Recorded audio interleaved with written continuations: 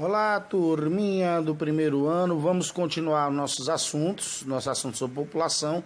Vamos misturar o capítulo 9 com o capítulo 10, misturando dinâmica populacional com migração, tá certo? Vamos misturar os assuntos, vamos falar de tudo nessa aula de hoje, tá? Vamos começar. A gente sabe que muita gente junta produz o quê? Poluição, né? Então, o mundo era rural, virou urbano, e com a urbanização, que é o processo de crescimento da população da cidade em ritmo mais acelerado do que do campo, vieram muitos problemas. Poluição visual, poluição sonora, né? Poluição do ar, certo? E claro, muita gente produz lixo. O que fazer com tanto lixo, meu povo? É lixo demais nas grandes cidades. Então, sempre se busca uma alternativa. Muitas dessas alternativas, ou a maioria, são os famosos lixões, né? Onde se deposita o lixo produzido por uma cidade. Certo? É claro que a gente agora... Isso. E procura fazer reciclagem, né? Tem a coleta seletiva, aquelas coisas. Então, essa questão, por conta exatamente desse crescimento populacional, ela é uma questão muito séria. O que fazer com tanto lixo? Porque queimar o lixo, né? Ele também polui o ar, certo? Então, o que fazer com tanto lixo é um dos problemas. Como eu disse, então a gente quer se desenvolver, a humanidade quer desenvolvimento. Então, com o crescimento populacional, tem uma teoria que se preocupa com a questão ambiental. Por isso que eu entrei logo nessa questão aí, certo? Que são os ecomalthusianistas. Ou seja, tem a preocupação com o crescimento populacional, porque vai ser mais gente consumindo os recursos naturais, certo? Já se faz necessário, no atual momento, das 7 bilhões de pessoas, cada um passar a ter sua própria consciência ambiental e levar em consideração que é possível fazer o desenvolvimento, obter os recursos da natureza, mas com a consciência ambiental, dentro de um plano ambiental, né? Desmatou, precisa da madeira, replanta. Um dia ela se torna novamente uma grande árvore, né? Então, fazer projetos de desenvolvimento da exploração das grandes florestas, mas dentro de um padrão que ela possa se recuperar, né? Que infelizmente muitos países não têm essa política ambiental, ou as políticas ambientais não são tão controladoras, o que permite muito desmatamento, que está acontecendo, por exemplo, na floresta do Congo e da Indonésia, muito mais do que a nossa Amazônia aqui. Então, quando eu junto esse desenvolvimento, né, o progresso da humanidade, a precisão, essa necessidade dos recursos da natureza, e eu alio a questão da consciência ambiental, eu tenho o que a gente chama de desenvolvimento sustentável, tá certo? Uma das coisas com o crescimento populacional que passou a existir foi a formação das regiões metropolitanas, as mundiais e as brasileiras. Como eu disse, tem muitos problemas nas grandes cidades. Os problemas das grandes cidades são maiores nas cidades do mundo não desenvolvido. A gente sabe disso porque a gente vive numa grande cidade de um país emergente, que é o Brasil, e nossa cidade é Fortaleza. Uma coisa curiosa que acontece nas cidades é o movimento da população.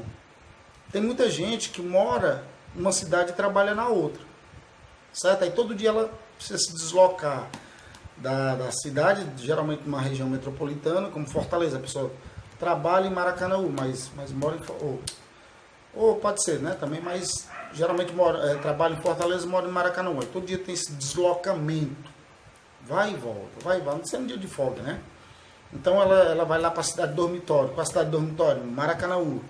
Qual a cidade do trabalho? Fortaleza. Então esse movimento diário de ida e volta da população entre uma cidade e outra, eu chamo de movimento pendular. Ok? Pronto, a gente sabe que eu posso calcular contando, fazendo o censo, a população absoluta de um país. Hoje a do Brasil, ela é superior, certo? a 210 milhões de habitantes, certo? Mas eu posso também calcular a população relativa, que é a famosa densidade demográfica. Basta pegar os 210 milhões do Brasil, dividir, certo? Pelos 8,5 milhões de quilômetros quadrados do Brasil. Então, tem a densidade demográfica, certo? Para eu calcular o ritmo de crescimento da população do Brasil, eu tenho, já que o Brasil não é um país assim de intensa taxa de migração, ficou um pouquinho maior agora por conta dos que vieram da Venezuela.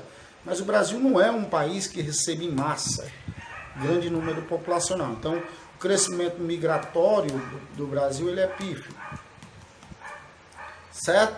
Então, eu teria que, para eu calcular a população do Brasil, eu calculo a taxa de natalidade menos a taxa de mortalidade, que é o crescimento vegetativo, certo? Desprezando aí o crescimento migratório. E a taxa de natalidade é o número de nascimentos vezes 1000 dividido pela população absoluta. A taxa de mortalidade é o número de óbitos vezes 1000 dividido pela população absoluta, como eu já expliquei. No nosso país, uma coisa que acontece muito é o famoso êxodo rural. Então, lembrado que é êxodo rural é a saída das pessoas do campo para a cidade. Né? Até por volta ali da década de 50, ainda passando para a década de 60, o Brasil tem um grande número de pessoas saindo da área do campo para as cidades. O que motivou isso? A pressão dos latifúndios sobre minifúndios, a substituição do trabalho do homem pela máquina. Isso. O atrativo das cidades, né, com o processo intenso de urbanização, e a industrialização, evidentemente, porque era mais emprego para o povo. Lá na cidade ele ia aprender a movimentar as máquinas, certo? E depois passar a trabalhar nelas, né, com elas. Então, há um movimento geral da população do campo para as áreas urbanas, o que eu vou chamar de êxodo rural, ok? Que é bem comum no Brasil. Às vezes eles são motivados também por questões ambientais, climáticas, por exemplo, no Nordeste, por conta da seca, as pessoas se deslocavam, principalmente para o Sudeste, principalmente para a cidade de São Paulo. Então a mecanização também contribuiu, né? Antigamente o homem arava a terra com as mãos e alguns equipamentos bem rudimentares. Hoje em dia tem máquinas, né, que fazem quase que totalmente o processo da agricultura sozinhas, né? Claro que tem que ter um homem comandando, que ela não é autodidata, mas aquela máquina com o homem comandando, ela faz o trabalho de 200 homens, né? Ela ara a terra, certo? Ela faz o plantio e faz a colheita, colheitedeira. Acho que é colheideira ou é colheitedeira o nome da máquina, certo? Mas ela colhe, inclusive, principalmente nas agriculturas modernas, que se utiliza a máquina no Brasil, na agricultura da soja. Então, essa substituição do homem pela máquina também contribuiu para o êxodo rural. Ok? Pronto. Claro que o empobrecimento das populações nas áreas rurais fizeram também esse êxodo rural ser mais frequente, né? Então as pessoas perderam suas terrinhas por conta da pressão dos latifúndios sobre os minifúndios. O dono das grandes fazendas dá um jeitinho de comprar. Se ela não quiser comprar, ele faz uma pressãozinha para vender na massa. Se não quiser vender, eles tomam na marra e ainda assassinam a família. Então muitas famílias com medo se retiram, aí passam necessidades, tem a fome, a miséria, chegam nas grandes cidades sem nada, ainda até arranjar uma ocupação para poder alugar uma casa. Então acontece a favelização das cidades, certo? Isso faz com que pessoas procurem morar em pontes, morar em ambientes de rios, né, causando até o impacto ambiental. Aí quando é o período da cheia do rio, aí a pessoa perde tudo do pouco que tem, certo? Isso acontece, é muito comum nas grandes cidades. Então a pobreza, a marginalização, tem os filhos que não têm emprego, vão para os caminhos mais errados, não todos, claro, mas muitos acabam indo para esse lado da marginalidade, vender drogas, consumir drogas, roubar, né? Para provocar homicídios, latrocínios e outras coisas mais. Ok? Infelizmente, uma coisa da área rural que tem relação direta com a área urbana. No Brasil, na época ainda do regime militar, certo? após 64 até 85, o Brasil ele foi criado no governo militar uma coisa para tentar resolver o problema do campo, que no Brasil sempre foi muito sério, muitas mortes, muitas disputas por terras, tanto dos grandes latifúndios como dos latifúndios com as grandes propriedades com relação aos minifúndios, que são as pequenas. Então havia muito atrito, muita gente chegava lá, forjava um documento e dizia, essa terra que você está é minha, então você tem que me devolver, e nem era. Ele pegava lá, fazia um documento, colocava numa caixa, colocava um monte de grilo, para ir comendo o papel devagarzinho, para dizer que o papel era antigo, né? Chamado de grilagem, isso aí, tá? Os grileiros. Então, pensando nisso, o governo criou, no regime militar, o Estatuto do Trabalhador Rural, certo? E ele criou também, por conta disso, um conjunto de leis para pessoas que trabalhavam, como as pessoas da cidade tinham as leis, né? Desde a época da consolidação das leis trabalhistas do Vargas, então as pessoas tinham os seus direitos nas grandes cidades, nas indústrias, no comércio e tal, certo? Então ele quis estender esses direitos para a área rural, só que fez um papel inverso. Como os trabalhadores passaram a ter muitos direitos nas grandes fazendas que eles trabalhavam, os patrões começaram a demitir. Aí eles sem ter o que fazer, sem terra para plantar e sem ter emprego, e ainda tem a questão da substituição do homem pela máquina, eles acabaram vindo aqui, ou acabaram migrando para as grandes cidades, também fazendo o que eu já falei, êxodo rural, certo? Vamos lá. Isso aí tudo eu já expliquei, né? Como vocês sabem, tá tudo nos vídeos lá. Ok? Então, região que mais recebeu migrantes no Brasil? O Sudeste. Né? Sudeste, por conta do desenvolvimento do café, dos ciclos econômicos, certo? A partir do café, depois a industrialização, na era Vargas e principalmente do JK, nos anos do JK, quando ele criou o plano de metas, o tripé econômico, etc. Aí muita gente passou a migrar para aquela região. Principalmente a gente sabe que tem as áreas de atração, que é o Sudeste do Brasil, sempre foi, certo? Hoje está mudando um pouco. E as áreas de repulsão. O Nordeste não por ser uma região pobre, assim, em recursos e tal, mas exatamente por conta da questão climática, que é uma realidade do Nordeste, a semiaridez do Nordeste, já podia ter sido superado o problema da falta d'água, né? O Nordeste vai continuar sempre com essa, ou vai passar milhões de anos e ele vai ter sempre essa condição climática, mas a questão da água já podia ter superado há muito tempo, só que os governantes, né, do Brasil, desde o Império até hoje, nunca tiveram realmente uma grande preocupação com essa questão. Uma das soluções seria o que eles fazem, mas fazem pouco, né, os poços profundos em áreas mais críticas, a interligação de bacias, fizeram uma agora, né, começou lá atrás, terminou no governo anterior e no atual governo, certo? Mas uma interligação de bacias. Nós só temos basicamente o Canal do Trabalhador aqui no Ceará e agora a transposição do São Francisco. Mas já podia se ter feito um projeto grandioso disso, um projeto de gerenciamento das águas do Nordeste, e o Nordeste não teria problema com isso. Então muita gente não iria sair das suas terras, porque muita gente só sai pela questão climática, para ir para outros lugares. Então o Nordeste, a área de repulsão durante muito tempo, e o Sudeste, a área de atração. Ok? Com relação à população, a gente sabe que nós temos algumas teorias ligadas ao crescimento populacional mundial. Algumas são alarmistas, tipo a malthusiana, do Thomas Malthus, que ele diz que vai faltar alimento para o povo, porque enquanto a população cresce em progressão aritmética, enquanto a população cresce em progressão geométrica, os alimentos em aritmética. Então a gente sabe que a geométrica é um crescimento muito mais rápido do que a aritmética. Então vai faltar fome no mundo. Só que quando ele criou isso, ele não contava que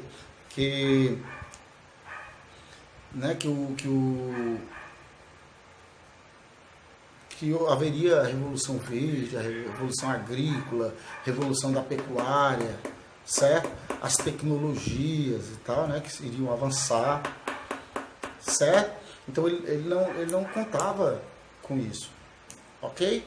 Então aconteceu que a produção de alimentos, hoje o mundo tem muito alimento.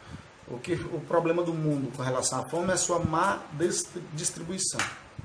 Né? Claro que a gente sabe muito bem, se ninguém passasse fome, a violência no mundo seria menor. A gente sabe muito bem disso. Não é isso? Pronto. Então, o Thomas Malthus, que era religioso, mas tinha preocupação com isso, ele dizia que a superpopulação é que causava a miséria. Veio uma corrente lhe contradizer, dos reformistas, mais ligada ao marxismo, que disse que não, que era a miséria que provocava a superpopulação, pois as pessoas não tinham acesso à saúde, à educação, ao conhecimento dos métodos contraceptivos, certo? E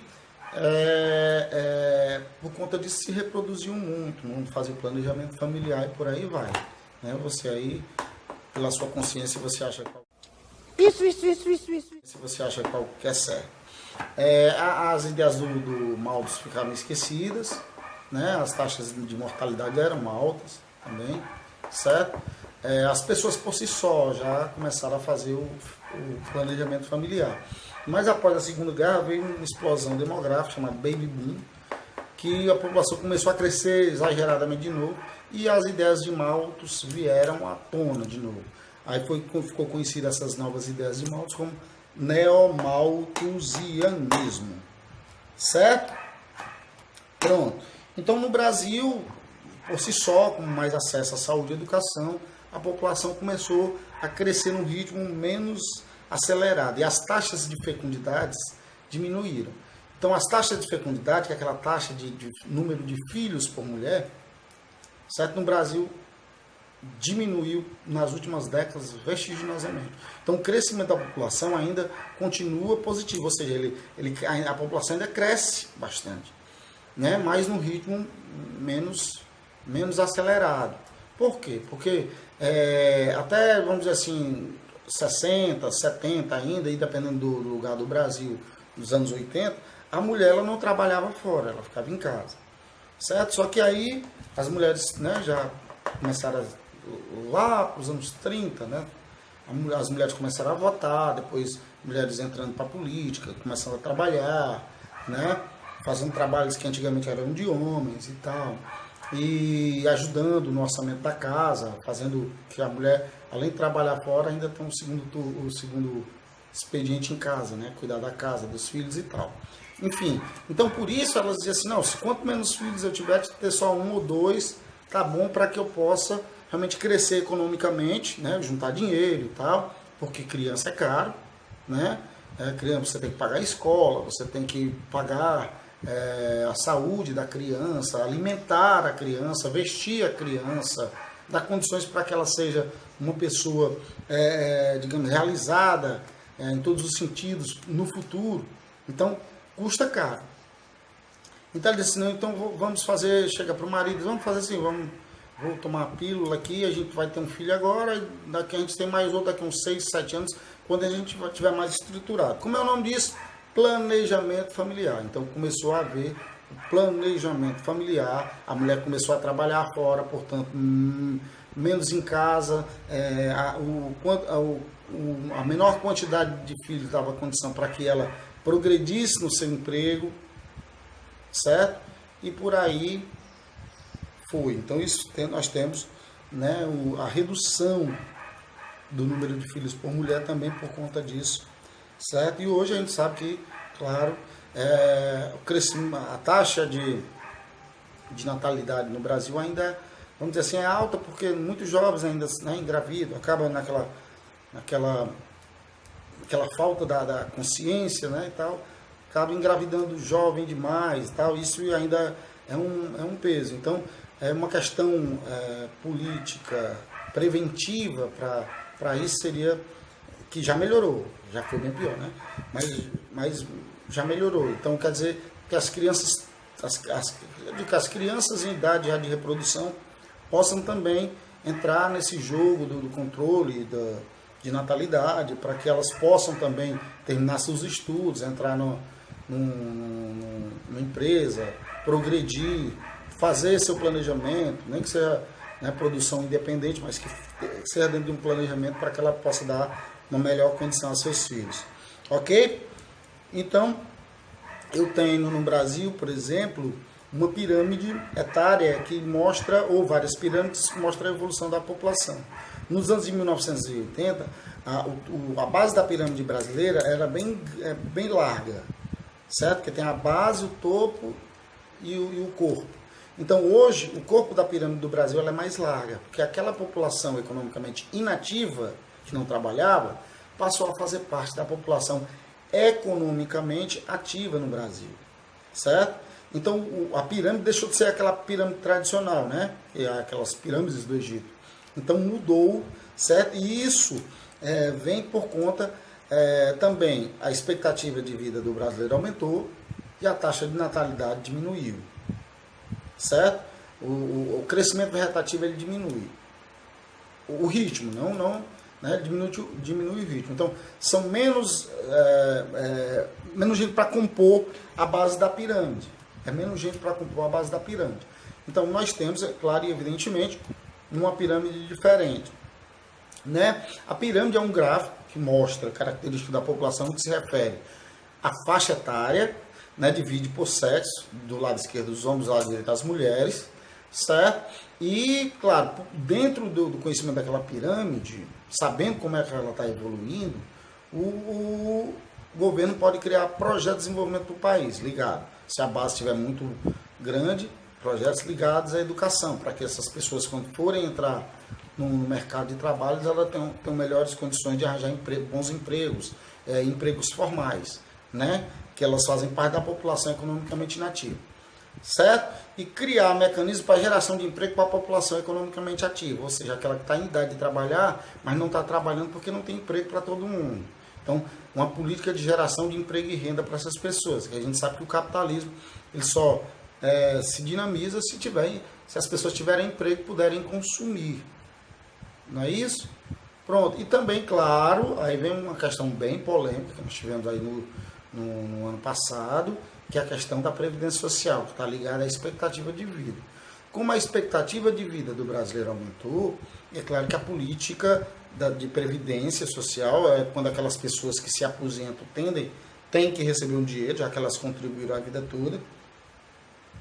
Mas o governo vai deixar de fora aquelas pessoas que nunca contribuíram também, porque elas vão envelhecendo e elas precisam de uma renda para se sustentar. Então, isso cria um ônus muito grande para o Estado, certo? A questão da Previdência. A má gestão dos recursos da Previdência também foi responsável por isso. Muita gente roubou a Previdência, muitos políticos roubaram a Previdência, muita gente ganhou dinheiro. Isso. Nem receberam, quem receberam é a pessoa. Então, teve até uma política, uma advogada aí que ela acabou sendo presa por conta disso. Né? Então, a falta de gestão, a má gestão, né? A falta de política para essa área, fazendo um controle rígido, certo? E também, claro, aposentando as pessoas que merecem ser aposentadas. Então, uma política para essa área se faz necessária. Então, a reforma da Previdência, ela é necessária, ela sempre foi necessária e sempre vai ser necessária para a nova realidade pelo menos a cada 10 anos. Porque a expectativa do brasileiro tende sempre a crescer. E por quê? Acesso, né? A hospital, a saúde, que aumentou, ainda é muito ruim, mas aumentou bastante. Se você pegasse há 40, 50 anos atrás, muita gente não tinha acesso nenhum, certo? Então a expectativa de vida do brasileiro aumenta também por conta disso, esse acesso. As pessoas passam a ter uma consciência maior da sua própria saúde, então passam a controlar determinados tipos de comidas. Isso. Passam a fazer exercícios físicos, certo? A evitar determinadas coisas que causam mal, né? Então, a expectativa do brasileiro, que era baixa, aumentou. Então, aumenta também a quantidade de pessoas aposentadas, ou seja, aquelas em que o Estado tem que pagar um salário decorrente da contribuição ou não contribuição, mas o Estado vai pagar um salário para aquelas pessoas. Né? Então, isso gera ônus. Então, é claro que a reforma da Previdência, ninguém era contrário. A forma que é feita, que às vezes fica meio cruel, porque, né, facilita para as empresas se aposentar não conseguirem se aposentar.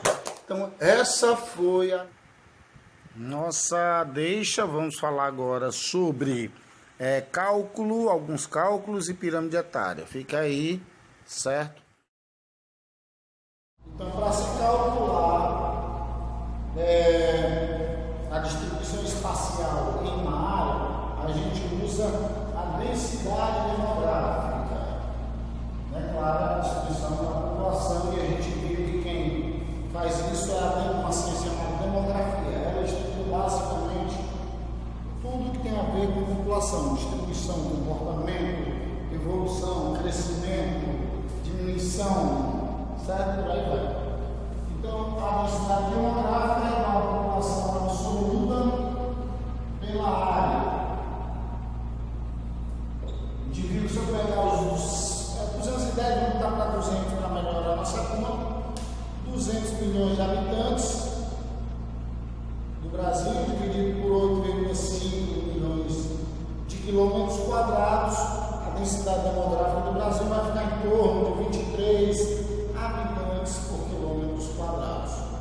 O outro cálculo que a gente viu é a taxa de natalidade. Escuta, vamos corrigir aí. Pronto, de novo, crescimento vegetativo. Crescimento vegetativo basicamente então, crescimento vegetativo é TN menos ATM, ou seja, a taxa de natalidade menos a taxa de mortalidade. Quem vai nascendo vai fazendo parte da população. Então, o crescimento vegetativo, apesar do nome, é o crescimento da população. Quando eu desprezo, evidentemente, o crescimento migratório, de migração. Já explico isso. Então, as pessoas que estão nascendo, claro, evidentemente, né, nesse momento a população está aumentando porque está nascendo gente. Está entendendo? A população não está diminuindo. Não, mas está porque está morrendo gente também. Certo? Mas a proporção de gente que nasce é maior que a proporção de gente que morre. Certo? Pelo menos no Brasil, nem todo país tem essa realidade não. Nós tivemos alguns países que já tivemos decréscimos populacionais, ou seja, o crescimento vegetativo foi negativo. Né? Nasceu morreu mais gente do que nasceu. Certo? Então, quando as pessoas nascem, elas passam a fazer parte da população. Quando elas morrem, elas deixam de fazer parte da população. Vão ficar nos nossos pensamentos e nos nossos corações. Mas não vão mais registrar como sendo da população do Brasil. Certo? Então nós temos a taxa de natalidade, nascimento, natal, né, se refere ao nascimento de Cristo. Menos a taxa de mortalidade, o número de pessoas que morrem. Então já vimos taxa de natalidade, número de nascimentos, vezes 1000, dividido pela população absoluta. Taxa de mortalidade, número de óbitos vezes 1000, dividido pela população absoluta. Ok? Pronto. Eu tenho também o que eu chamo de CM. CM seria o crescimento migratório. Aí primeiro a gente pergunta o que é migrar? Migrar é você, um grupo de pessoas sair de um lugar e ir para outro. Se você sair sozinho para outro lugar, você é um migrante, né? Um mutirão de um homem só, certo? Então você é um migrante. Só que é comum você ouvir por aí a palavra imigrante. Não, ele é imigrante. Imigrante, mas não tem só imigrante. Tem imigrante com E e tem imigrante com I. Então vamos colocar duas aqui, ó.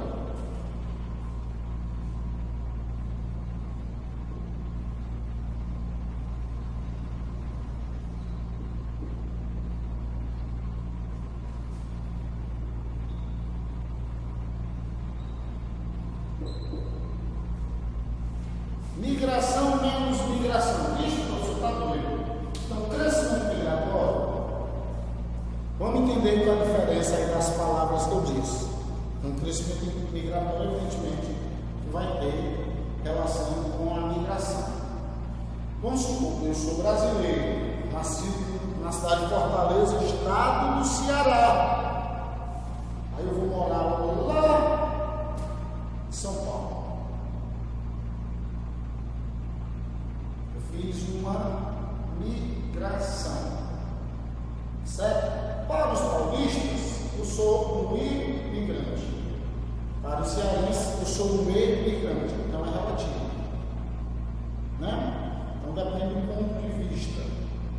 Por quê? O pessoal está lá no estado de São Paulo, aí eu chego lá, ele vem lá do Ceará, ele é um imigrante. O imigrante nordestino, o imigrante cearense. Aí o pessoal olhando daqui, do Ceará, diz assim: ele foi morar em São Paulo, ele é um imigrante. Para nós, ele é um imigrante. Então ele deixou de fazer parte da população do Ceará, começou a fazer parte da população de São Paulo. Então ele deixou de estar nos números da população que habita o estado do Ceará. Se um dia eu voltar, né, eu volto a fazer parte da população cearense. Vamos supor que eu vou para a Itália, então eu sou um imigrante com relação aos brasileiros, mas com relação aos italianos, eu sou um imigrante. Então todo imigrante é igual a um imigrante, só depende do ponto de vista. Então vamos entender a crescente migratória do Brasil. Então quem vem de fora e entra no Brasil, vem morar no Brasil, começa a fazer parte da população brasileira, certo? Então ele é um imigrante. A palavra imigrante, imigração. Então tem a imigração menos, certo? O Neymar deixou o Brasil e foi jogar na Espanha, lá especificamente naquele território que queria separar da Espanha, chamado Catalunha, na cidade de Barcelona, porque ele foi jogar no Barcelona. Depois daqui ele foi lá para a França, né? Jogar no Paris Saint-Germain, né? PSG. Mas aqui com relação ao Brasil, quando ele vai morar na Espanha, então com relação a nós, já que ele é brasileiro, certo? Então ele é um imigrante, ele fez uma imigração. Então o crescimento migratório é a imigração menos a emigração. Certinho? Pronto.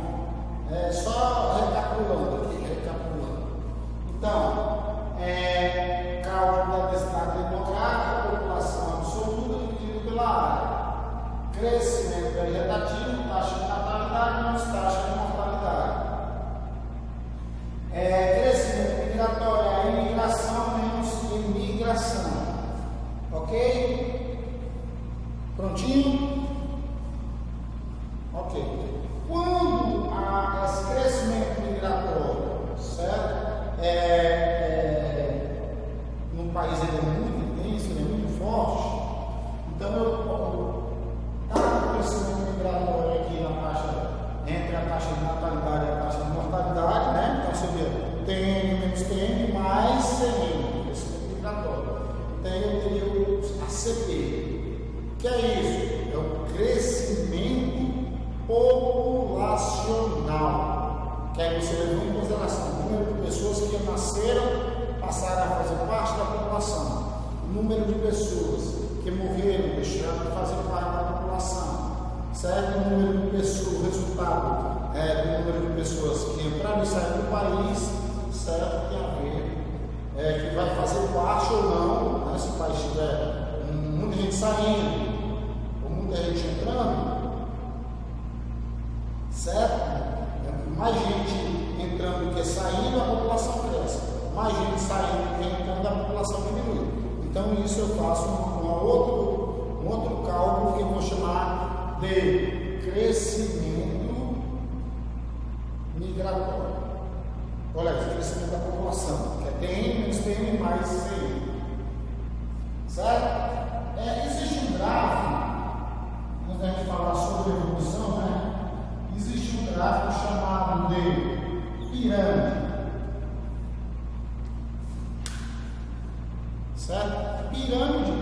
gente sabe que quando se fala em pirâmide, a gente lembra logo dos faraós do Egito, né? Certo? Das pirâmides de Gizé, né? Quéops, Kéfera e Miquerinos, certo? Então tem um gráfico também relativo à população que eu vou chamar de pirâmide etária. Pirâmide etária. Fazendo um desenho de uma pirâmide. A pirâmide do Brasil nos anos 80 era assim. Vou explicar o que é cada uma dessas coisas aqui.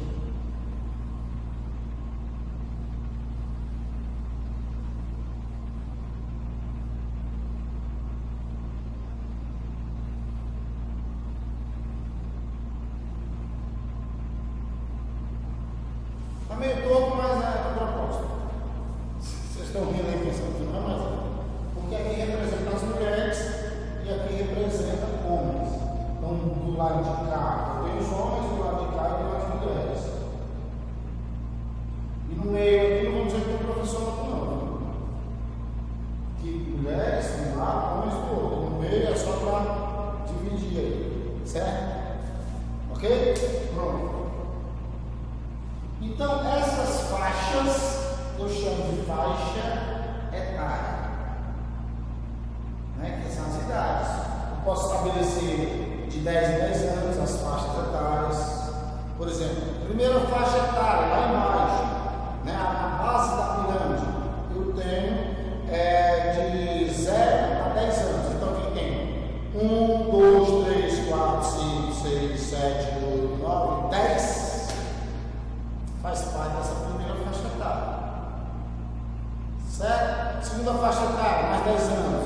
Você vê de 11 a 20, dá 10 anos. 11 a 20, pode contar nos dedos. 11, 12, 13, 14, 15, 16, 17, 18, 19, 20. 10 anos. Então, de 11 a 20, primeira faixa etária. Quem tem 11, 12, 13, 14, 15, até 20, está nessa faixa etária. A próxima faixa etária, de 21 a 30. Outra faixa etária. Então essas listas são as faixas etárias. De um lado os homens, de outro lado as mulheres. Certo? Pronto. Aí eu boto aqui nas faixas etárias, como é que eu vou definir? Vamos supor que eu vou botar de 0 a 10. 0 a 10. Vai ser de 11 a 20, de 21 a 30 e por aí vai. Certo? As diferentes faixas etárias. Então é um gráfico só para o governo traçar metas para o desenvolvimento, para a criação de emprego daquela população, né? Para ver, para ter uma proporção de quantas pessoas vão se aposentar, de qual o percentual da população jovem que faz parte da população chamada população economicamente inativa, que é aquela que não trabalha, que não gera riqueza ainda no país, que não paga imposto, que não ganha salário. Aí tem a população economicamente ativa, que é que eu falo, depois eu vou falar disso melhor, né? Que é aquela que trabalha, que gera dividendos para o Estado, por aí vai. Certo? E no topo da pirâmide, aqui está a população mais jovem, aqui estão os adultos, né? Que é aqui a população economicamente ativa quer dizer que trabalha, certo? E lá no topo estão as pessoas mais experientes, vamos dizer assim, que muitos já deixaram de trabalhar e se aposentaram. Então também não faz parte mais da população economicamente ativa, já fez, já passou, já contribuiu, não tem direito de se aposentar. Não é isso? Então, no topo, os idosos, no meio, a população adulta e mais embaixo, a população jovem, crianças e jovens. Então, seria um gráfico para ajudar o governo a entender melhor a realidade populacional do país. Ok, dá para ver que tem mais homens do que mulheres, mulheres do que homens, porque realmente existem mais mulheres do que homens. Porque nascem mais mulheres do que homens, não. É porque homens morrem mais em acidentes, certo? Em guerrilha urbana, em brigas, certo? Na ingestão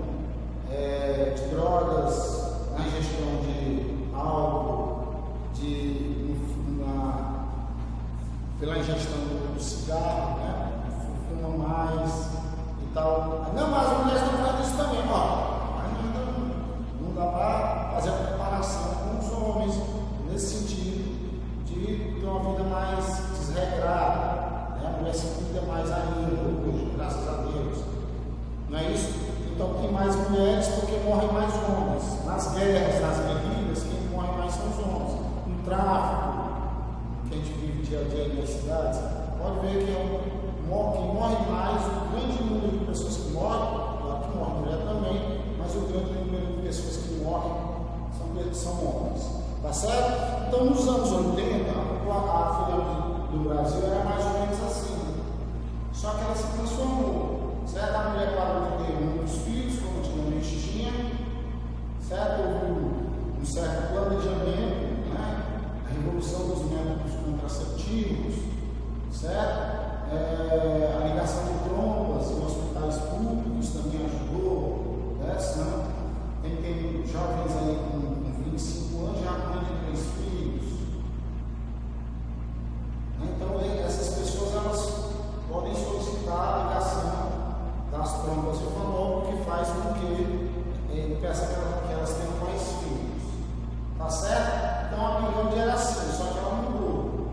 Quem era jovem nos anos 80 veio parar aqui na população economicamente ativa, no grupo de pessoas consideradas como adultos. É claro que tem adultos mais jovens, tem adultos mais velhos. Por exemplo, eu sou considerado um adulto mais velho, ainda não sou considerado uma pessoa da melhor idade, mas eu sou um adulto mais velho, tem adultos mais jovens, evidentemente. Certo? Mas claro, não posso enquadrar que crianças e jovens, a não ser só pelo estado mental aqui. Pronto. Vou fazer uma magia e vou mostrar mais ou menos como está a pirâmide do Brasil hoje. Certo? Não está dando para ver. Continuam homens e mulheres. As faixas vão de 10 até 10 anos. Certo? Você percebeu que diminuiu a base. A pirâmide pode ser dividida em base, certo? E o ápice da pirâmide, a altura da pirâmide, né? Certo? Topo. Então, base, corpo, topo. O topo da pirâmide aumentou um pouquinho. Então, pessoas que trabalhavam se aposentaram. Né? Cada vez mais a quantidade de pessoas vão ficando mais velhas, vão requerer a aposentadoria. Isso pode ser um problema para o governo, onde ele tem que fazer uma reforma na Previdência, até porque a expectativa do brasileiro aumentou. Mas não deveria ter sido uma reforma tão cruel assim, como o governo fez. Aí, o corpo da pirâmide ele aumenta, mais gente trabalhando, certo? É bom para o Brasil que gera riqueza. Certo? Como está nascendo menos gente, mulheres que tinham taxa de fecundidade elevadas, hoje diminuiu. Taxa de fecundidade é o número de filhos por mulher. A gente chama de taxa de fecundidade. No Brasil diminuiu isso muito. Antigamente a gente tinha uma família extensa, né? Até porque os filhos eram fundamentais para ajudar o pai na lavoura. Isso diminuiu. Né? As mulheres hoje querem ter um filho, 2 filhos, no máximo 3 filhos. Certinho? Pronto. E a base da pirâmide, tá vendo? Ó, em relação àquela que era uma pirâmide mesmo, clássica, ela se transformou. Por quê? As mulheres pararam de ter tanto filho, como eu disse. Mulher ingressou no mercado de trabalho, quer fazer carreira, quer progredir, quer ter aumento, quer ter promoção.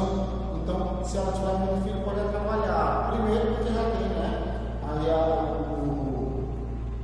Aí o seguro maternidade, a mulher pode ficar até 6 meses em casa. Certo? Então, claro que ela estando em casa, ela não vai estar lá produzindo, vendo o que está acontecendo para o patrão. Se essa mulher que trabalha, essa aqui é competente, vai ser gerente. Né? Vai ser gerente geral, vai ser subgerente. Entendeu? Então, as mulheres que querem fazer carreira, a gente vai programar através dos métodos contraceptivos, que foi excelente. Certo? Então ela vai programar quantos filhos ela vai ter no marido dela, quantos filhos ela vai ter, quantos filhos sua família vai ter, né? Porque aí vai até poder criá-los melhor, certo? Então, hoje a pirâmide do Brasil mudou bastante. Eu vou ainda deixar